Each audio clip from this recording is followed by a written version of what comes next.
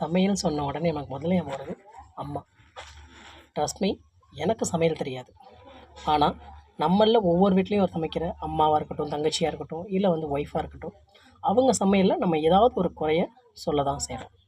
அப்படி இருக்கிறப்போ வேர்ல்டுலேயே first AI chef ரெஸ்டாரண்ட்டை துபாயில் லான்ச் பண்ணுறாங்க. அந்த ரெஸ்டாரண்ட்டோட நேம் ஊஹோ. அந்த ரெஸ்டாரண்ட்டை கைட் பண்ணுறது ஒரு chef AI. It's called Aiman. அதாவது AI plus human, it's called Aiman. ஓகேங்களா? இது ஒரு எப்படி ஹியூமன் குக் பண்ணுமோ அதை மாதிரியே பண்ணணும் அப்படின்னு இந்த ஏமேன் இட்ஸ் அ ப்ரோட்டோடைப். இதை ஒரு ஹியூமன் குக்கை ரிஃபைன் பண்ணுற மாதிரி தான் டிசைன் பண்ணியிருக்காங்களாம்.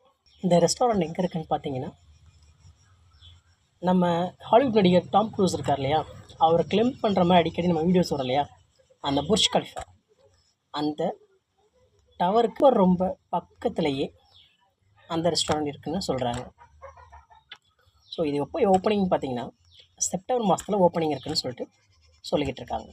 அது மட்டும் இல்லாமல் அந்த ரெஸ்டாரண்ட்டை கைட் பண்ணுறதுலேருந்து உங்களுக்கு எல்லாமே இது பண்ணுறதும் ஐமன் தான்.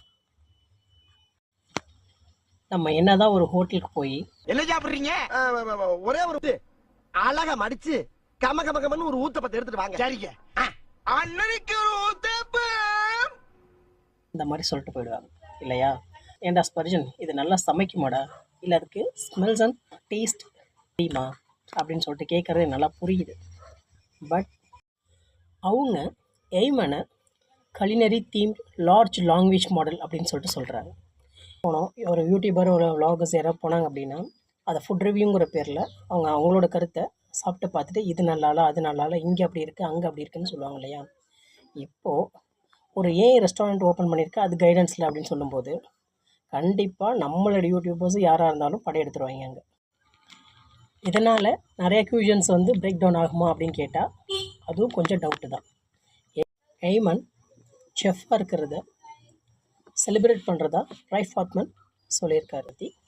ஃப்யூச்சரில் யார் யார் என்னென்னலாம் சொல்கிறாங்கன்னு சொல்லிட்டு அப்போ நம்ம அங்கே பார்ப்போம்.